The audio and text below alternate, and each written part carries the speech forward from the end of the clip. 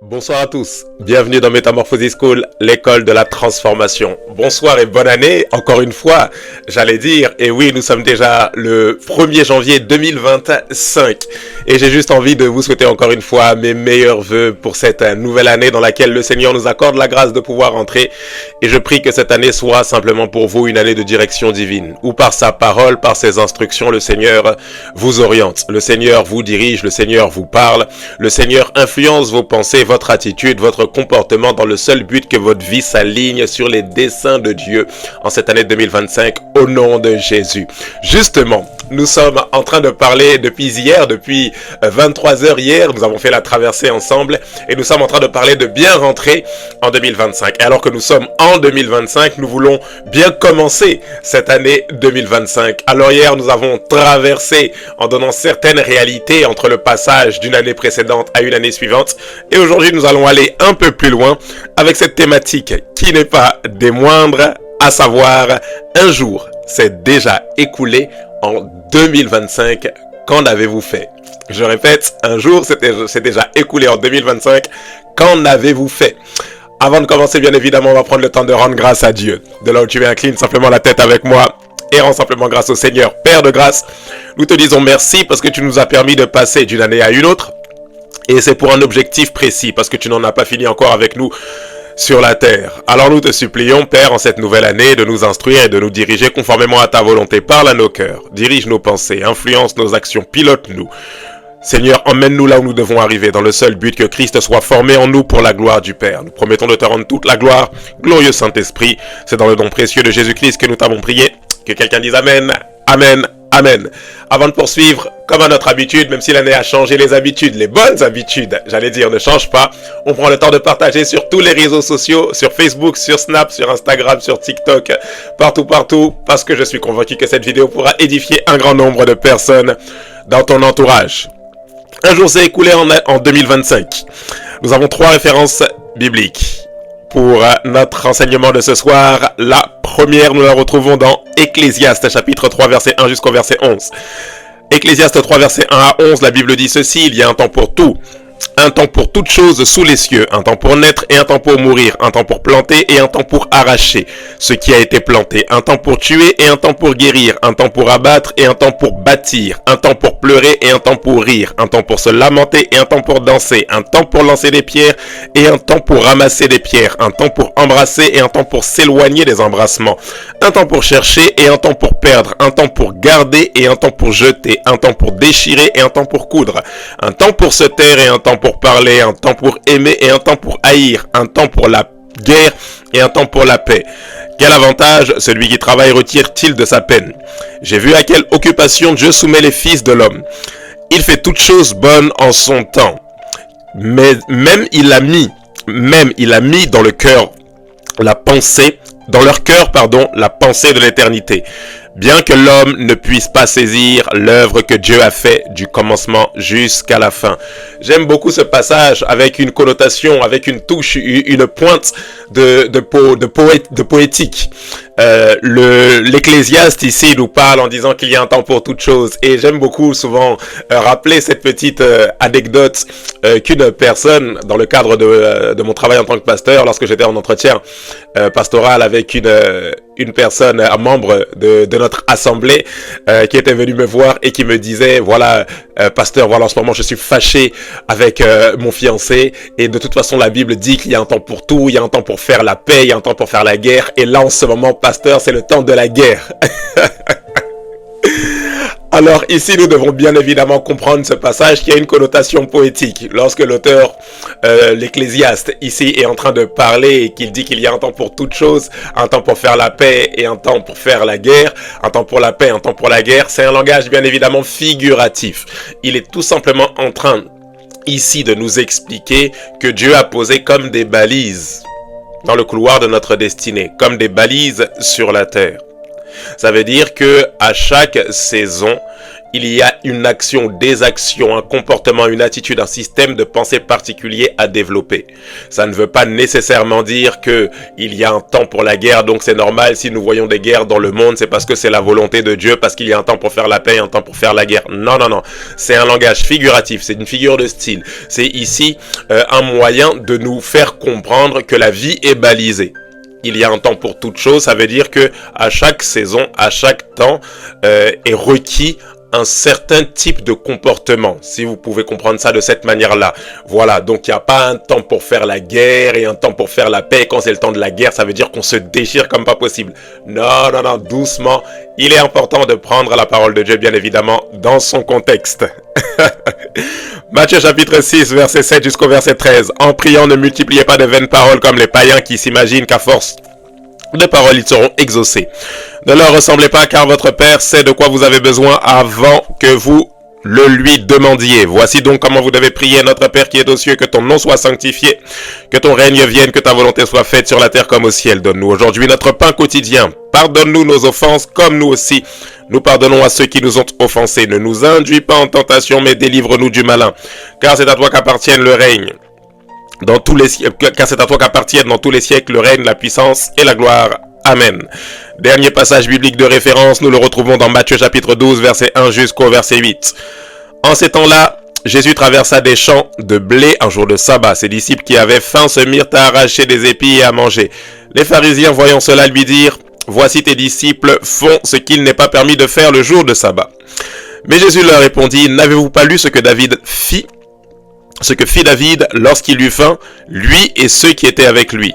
Comment il entra dans la maison de Dieu et mangea les pains de proposition qui ne lui étaient pas permis de manger non plus, qui ne lui était pas permis de manger non plus qu'à ceux qui étaient avec lui et qui étaient réservés aux sacrificateurs seuls. Ou n'avez-vous pas lu dans la loi que les jours de sabbat, les sacrificateurs violent le sabbat dans le temple sans se rendre coupables? Waouh, elle est tellement puissante. Il y aurait tellement de choses à dire sur ce passage-là, mais nous allons aller à l'essentiel. Or, je vous le dis, il y a quelque chose ici de plus grand que le temple. Si vous saviez ce que signifie: je prends plaisir à la miséricorde et non au sacrifice, vous n'auriez pas condamné des innocents, car le Fils de l'homme est maître du sabbat. Jésus parle ici, il dit il y a quelque chose. Regardez comment il parle de sa personne. Oh là là, c'est-à-dire rien que d'y penser, ça me fait déjà monter en esprit. Il parle de sa personne, il dit il y a quelque chose ici de plus grand que le temple. Parce qu'en vérité, le véritable tabernacle, c'est sa personne, c'est la personne de Christ. Voilà pourquoi la Bible dit, en parlant de Jésus justement, c'est Jean qui parle et il dit « Et la gloire est venue habiter parmi nous ». Le mot qu'il utilise ici, on reviendra certainement sur ce mot lorsqu'on parlera de l'adoration, lorsqu'on parlera justement du tabernacle d'Israël dans un Métamorphosis. Je vous ai fait beaucoup de promesses en 2024 et en 2025. Je vous assure que je tiendrai toutes mes promesses, nous reviendrons dessus. Mais ici, le mot qu'il utilise pour dire dans Jean chapitre 1, la gloire a habité, c'est littéralement, permettez-moi de vous le dire, le mot tabernaclé. Comme si la gloire était venue, elle avait posé sa tente. En d'autres termes, Jean est en train de nous dire tout simplement ici que lorsqu'on voit Christ, c'est le temple, le tabernacle d'Israël vivant qui arrive, qui apparaît sous nos yeux. En d'autres termes, Israël n'avait qu'une pâle copie dans l'Ancien Testament. Nous avons le véritable. Voilà pourquoi il dit, il y a quelque chose ici de plus grand que le temple. Pourquoi? Parce que le Fils de l'homme symbolise ce tabernacle qui abritait la gloire de Dieu. Voilà pourquoi Jean dit, la gloire a habité, tabernaclé parmi nous. Christ est le véritable temple. Nous reviendrons dessus. Et il finit en disant, le Fils de l'homme est le maître du sabbat.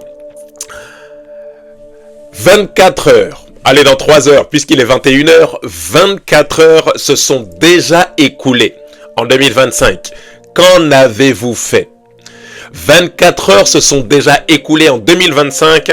Qu'en avez-vous fait? Oh, je n'aimerais pas vous mettre la pression, bien évidemment. Je sais que beaucoup d'entre nous, nous reposons du 31. Beaucoup d'entre nous ont fait la nuit de la traversée dans leurs différentes églises locales. Beaucoup d'autres personnes ont fêté le 31 en famille. Beaucoup de personnes ont fait cette traversée, voilà, avec toutes sortes de festivités, toutes sortes de célébrations. Mais Ici, j'aimerais ramener quelque chose à notre appréciation qui est vraiment très très important si nous voulons bien aborder et bien entrer en cette année 2025 dans laquelle nous sommes depuis quelques heures. C'est que, au-delà du fait que vous soyez en train de vous reposer de la célébration d'hier, de la célébration de cette nuit, vous ne devez pas oublier que chaque jour est censé participer à l'accomplissement des desseins de Dieu pour votre vie. Je répète, chaque jour est censé participer à l'accomplissement des desseins de Dieu pour votre vie. Que vous soyez en train de dire, voilà, j'ai trop fêté, donc voilà, je vais un peu dormir. C'est-à-dire, ce que vous déciderez de faire aujourd'hui, ce que vous avez décidé de faire aujourd'hui est censé participer au plan que Dieu a en réserve pour votre vie. Sinon, vous passez à côté de ce que Dieu avait prévu pour vous pour aujourd'hui.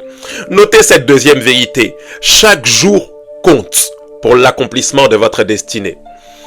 Chaque jour compte pour l'accomplissement de votre destinée. J'aime beaucoup lire le livre de la Genèse lorsque vous lisez les premières pages. Au commencement, Dieu créa les cieux et la terre était informe et vide. Il y avait des ténèbres à la surface de l'abîme et l'Esprit de Dieu se mouvait au-dessus des eaux. Puis Dieu dit que la lumière soit et la lumière fut. Et Dieu sépare la lumière d'avec les ténèbres, toutes ces choses-là. La Bible enchaîne toute une succession de choses que Dieu a faites jour après jour. Il y eut un soir, il y eut un matin, ce fut le premier jour. Voici ce que Dieu a fait. Dieu fit les luminaires. Dieu fit ceci le quatrième jour. Dieu appela depuis les eaux tous les animaux des eaux, c'est-à-dire tous les poissons, etc. Dieu appela depuis la terre tous les animaux terrestres. Ainsi, il y eut un soir, il y eut un matin, ce fut le second jour. Vous vous rendez compte que chaque jour participe à l'accomplissement de la volonté de Dieu en ce qui concerne sa propre création. Dans ces 7 jours, vous allez comprendre pourquoi je dis 7, dans ces 7 jours que Dieu a destinés à la création, chaque jour a son importance, chaque jour a son utilité. En d'autres termes, Dieu n'a pas fait de jour qui compte pour du beurre. Dieu ne s'est pas dit, bon, voilà, le premier jour, j'ai créé les cieux, la terre, toutes ces choses-là, et puis bon, le deuxième jour, je vais un peu me pavaner. Non, non, non. Chaque jour rapprochait Dieu du plan qu'il avait en réserve pour la création, du plan qu'il avait en réserve en ce qui concerne la création. Les premiers 24 heures de 2025 sont passées.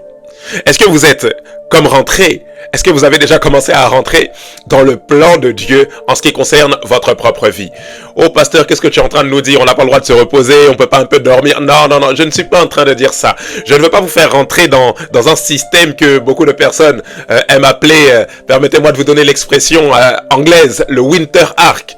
C'est-à-dire cette période où voilà, comme on est en hiver, c'est une période comme dans ces films à l'instar de Rocky, où on se prépare, on se muscle, où on se coupe du monde, où on ne se repose pas. Non, je ne vous dis pas de vivre une vie sans repos. Je vous dis tout simplement que même si vous dormez, que même si vous avez trop fêté la veille, parce que vous étiez content et que vous étiez reconnaissant envers le Seigneur d'avoir quitté 2024 pour entrer en 2025, je dis tout simplement que le premier jour a commencé. Vous êtes déjà sur les starting blocks. Le starter a déjà donné le coup d'envoi. Est-ce que vous avez déjà commencé à courir pour 2025? Est-ce que ce 1er janvier 2025 pour vous comptait comme du beurre? Ou est-ce que même en vous reposant, même en dormant, vous avez eu conscience que en réalité ce jour est censé me rapprocher un peu plus du plan que Dieu a pour notre vie? J'aime beaucoup cette parole de Jésus lorsqu'il enseigne sur la prière. Il dit ceci à ses disciples: lorsque vous priez, dites: donne-nous aujourd'hui notre pain quotidien. Il y avait un pain quotidien pour ce 1er janvier 2025. Je répète, il y avait un pain quotidien pour ce 1er janvier 2025. Est-ce que vous l'avez consommé? Il y avait comme une volonté que le Père avait prévue pour vous aujourd'hui. Est-ce que vous y êtes entré? Vous entendez ça? Il dit: donne-nous aujourd'hui notre pain de ce jour. Dieu avait prévu pour toi aujourd'hui un pain à consommer. Mais la Bible dit: l'homme ne vivra pas de pain seulement, mais de toute parole qui sorte de la bouche de Dieu. Ça veut dire que il y avait comme une orientation divine pour toi pour ce 1er janvier 2025. Est-ce que tu y es entré? Est-ce que tu as consommé le pain quotidien du 1er janvier 2025 de ta destinée? Il n'y aura pas deux fois un 1er janvier 2025. Mais ce 1er janvier, alors que nous sommes à 21h30 passé et que nous allons bientôt à 21h, pardon, et que nous allons bientôt arriver à minuit et basculer dans le 2 janvier, est-ce que dans ce 1er janvier, tu as mangé ton pain quotidien? Est-ce que tu as marché selon les instructions divines? Je le répète, je ne veux pas que tu vives avec la pression. Non, non, non. Non, non, non. Mon souci n'est pas de te mettre une pression où tu ne te reposes plus, où tu es tellement comme étouffé par le travail et le désir d'avoir du résultat que tu ne trouves même plus de temps pour prendre soin de toi-même. Mais je dis simplement qu'il n'y a pas de jour qui compte pour du beurre, qu'il n'y a pas de jour au hasard, qu'il n'y a pas de jour qui ne sert à rien. Tous les jours servent à quelque chose. Est-ce que le jour que le Seigneur t'a permis de vivre aujourd'hui a participé à te rapprocher un peu plus de la destinée du Seigneur pour ta vie? Une autre vérité que j'aimerais amener à votre appréciation avant de vous laisser tranquille. Je sens que beaucoup de personnes commencent à culpabiliser. Ne culpabilisez pas. Qu'est-ce qu'il a, le pasteur? Le début d'année comme ça, il nous fatigue déjà? Non. Je ne vous fatigue pas. Non, non, non. Décomplexons. Vous savez, il y a une chose que j'aimerais amener à notre appréciation, que je n'avais même pas mentionné dans mes notes, mais que le Seigneur ramène à mon esprit en ce moment même. Il est vrai que nous pouvons planifier tout au long de cette année et tout au long de cette semaine même, nous allons parler de différents moyens qui nous permettent de bien rentrer en 2025, mais une chose qui est primordiale, vous devez vous préparer, vous organiser, vous devez avoir comme une forme de disposition qui vous permette de rentrer dans la volonté de Dieu pour votre vie, mais vous ne devez pas oublier le facteur grâce. Vous savez, nous pouvons planifier beaucoup de choses, mais en réalité, le souffle de vie, l'or, l'argent appartiennent à notre Seigneur. Nous pouvons dire que voilà, en janvier je vais faire ceci, le 1er janvier je vais faire cela, le 2 janvier ceci, le 3 janvier cela, mais en réalité, nous allons faire ces choses, si Dieu le permet, par sa grâce. En réalité, c'est lui qui crée en nous le vouloir et le faire selon son bon plaisir. N'oubliez pas, à chaque fois que vous planifiez de faire quelque chose, de vous demander au Seigneur de vous accorder la grâce, de pouvoir aller jusqu'au bout de cette chose-là, de pouvoir même commencer cette chose-là. N'oubliez pas la grâce de Dieu. N'oubliez pas que vous fonctionnez à partir de la grâce de Dieu. C'est une vérité qui est fondamentale. Une deuxième vérité avant que nous puissions clôturer notre enseignement de ce soir. Reposez-vous. Ah, ça vous aimez ça. Reposez-vous et vivez dans le repos. Je répète, reposez-vous et vivez dans le repos. Vous devez comprendre une chose. Le temps de repos fait partie intégrante de l'accomplissement de votre destinée. C'est la raison pour laquelle, lorsque le Seigneur crée les cieux et la terre, la Bible dit qu'il se repose le 7e jour. Le 7e jour dans lequel le Seigneur s'est reposé n'est pas un jour à part de la création. Non, non, non. C'est un jour qui fait partie intégrante de la création. Pour que la création puisse pousser, germer, pour que la création, que Dieu puisse se reposer de ses œuvres, il faut justement ce temps de repos. De la même manière que lorsque vous plantez une graine en terre, rappelez-vous, je vous ai déjà dit ça, il faut que la graine soit arrosée, mais il faut un temps de repos pour permettre à la graine qui a été semée de pouvoir pousser. En d'autres termes, le temps de repos participe à la croissance ou à l'accomplissement des desseins de Dieu pour votre vie. Voilà pourquoi vous devez user de ce temps de repos à bon escient. Le temps de repos n'est pas censé vous détruire, je vous le rappelle, le temps de repos n'est pas censé vous laisser libre cours à tout excès dans votre vie, mais le temps de repos participe à l'accomplissement des desseins de Dieu pour votre vie. Ne l'oubliez jamais. Le temps de repos est censé vous rapprocher. Ça veut dire que quand vous vous reposez, vous êtes censé comme sentir que ce repos ne participe pas à la destruction de votre corps parce que vous consommez tellement d'alcool à outrance, parce que vous consommez tellement d'alimentation, de nourriture qui est en train de polluer, qui est en train comme de combattre vos anticorps. Non, non, non. Le temps de repos, le temps que vous utilisez pour vous dire, voilà, j'ai beaucoup travaillé, je vais prendre un temps au calme, ce temps est censé participer à faire pousser ce que vous avez semé en terre et non pas à détruire vos semences. J'espère que vous comprenez ceci. Notez aussi que Dieu s'est reposé un seul jour. Dieu s'est reposé un seul jour. Alors est-ce qu'il faut prendre ce jour-là au sens littéral?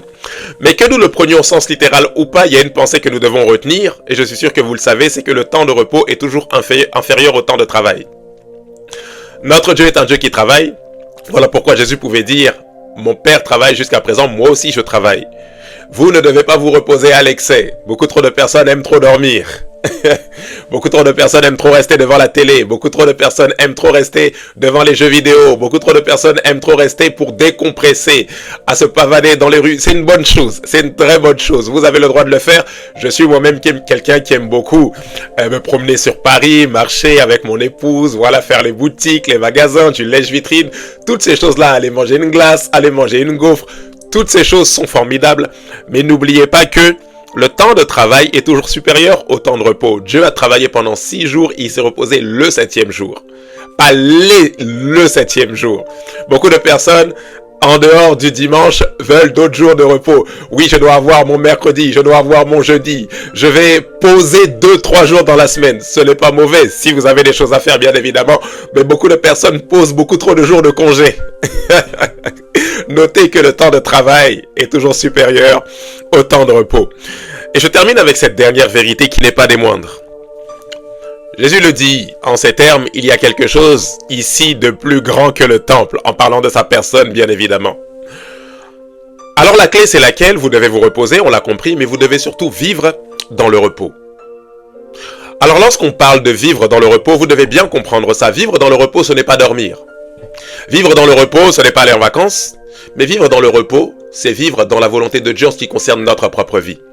Parce que je peux vous l'assurer, vous pouvez aller en vacances autant que vous voulez. Vous pouvez faire toutes les sorties que vous voulez. Vous pouvez aller en boîte de nuit. Vous pouvez aller... Non, n'allez pas en boîte de nuit, attention. Vous pouvez consommer toutes les soirées que vous voulez. Vous aurez beau amasser tous les biens terrestres pour vous acheter tous les sacs, pour vous acheter tous les biens matériels qui vous donneront une satisfaction temporaire, instantanée. Mais le véritable repos ne se trouve pas lorsque le compte en banque est rempli. Le véritable repos ne se trouve pas lorsque nous allons aux Bahamas. Vous êtes dans le véritable repos lorsque vous coulez dans la grâce de Dieu, c'est-à-dire lorsque vous vous laissez diriger par l'esprit de la grâce. Ainsi, vous comprenez que le véritable repos, c'est être en Jésus. Voilà pourquoi il dit le Fils de l'homme est maître du sabbat. J'ai une question pour vous. Je sais que vous dormez. Je sais que vous aimez aller en vacances. Mais est-ce que vous êtes constamment dirigé et orienté par le Saint-Esprit? J'aime cette parole du pasteur Joseph Prince qui dit ceci: le repos est une activité orientée par l'Esprit de Dieu.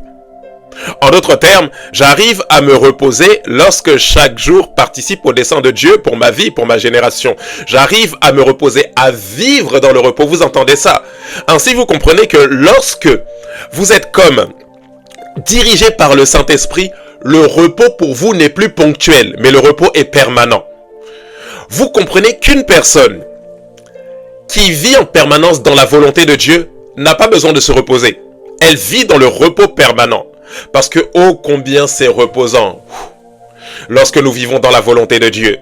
Nous ne sommes pas asphyxiés par la peur, par l'anxiété de qu'est-ce que nous allons devenir demain. Non, non, non. Notre vie est pas à pas dirigée par le Saint-Esprit. Vous comprenez ainsi qu'une personne qui réussit dans la vie n'est pas une personne qui ne se repose pas. Mais c'est une personne qui vit dans le repos de Dieu. Et vivre dans le repos de Dieu, c'est être dirigé par l'Esprit de Dieu.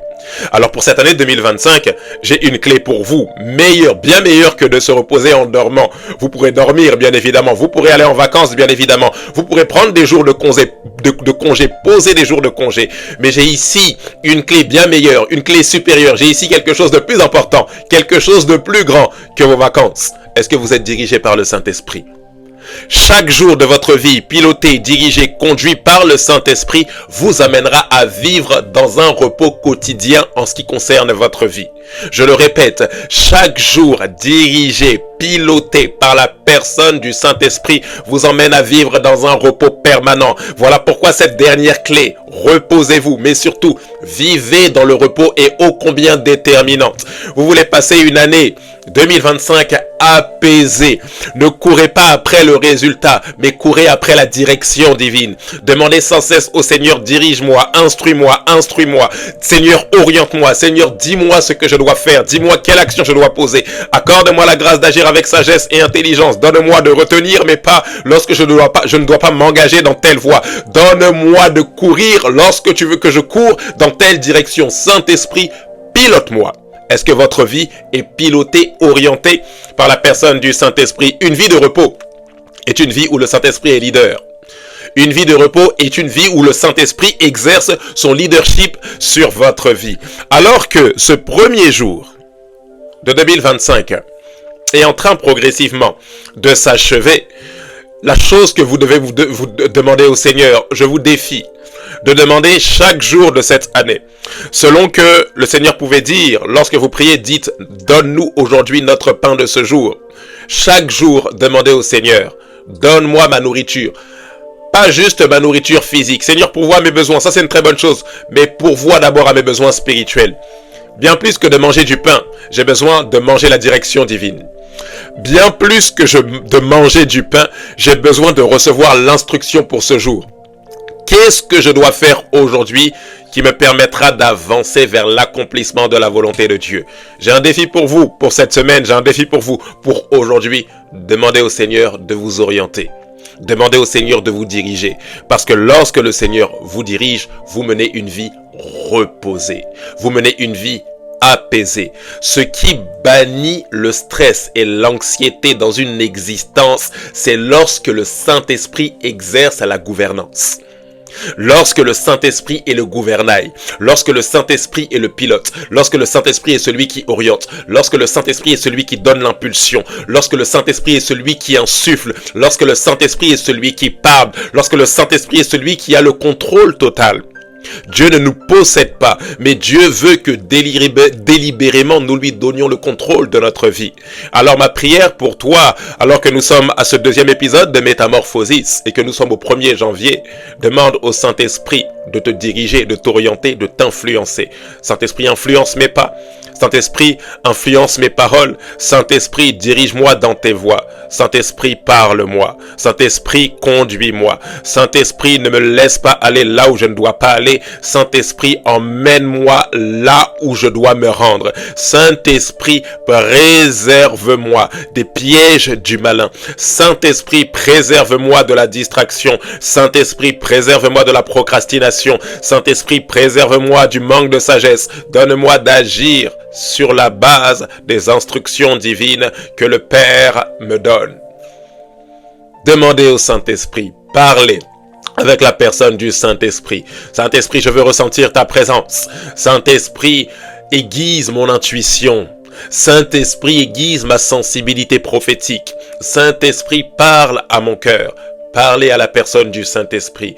Ainsi, vous vivrez dans un repos permanent. Il est possible, sans forcément dormir plus de 10 heures par jour, sans forcément même dormir 8 heures par jour, la moyenne d'un être humain adulte, sans forcément dormir à chaque fois, avoir mes siestes de 2 heures dans la journée en plus de mes 8 heures de sommeil. Il y a un repos qui est supérieur. Ce repos permanent se trouve dans la direction divine que le Saint-Esprit déposera sur votre cœur chaque jour de l'année 2025. J'espère que vous avez été édifiés alors que nous sommes à ce deuxième épisode de l'année. Nous nous retrouverons pour notre part demain et nous aborderons cette thématique qui n'est pas des moindres pour bien rentrer en 2025, à savoir travailler à l'accomplissement de votre appel. Je vous donne rendez-vous demain pour la suite de cette série d'enseignements. D'ici là, que Dieu vous bénisse. Père de grâce, nous te disons merci.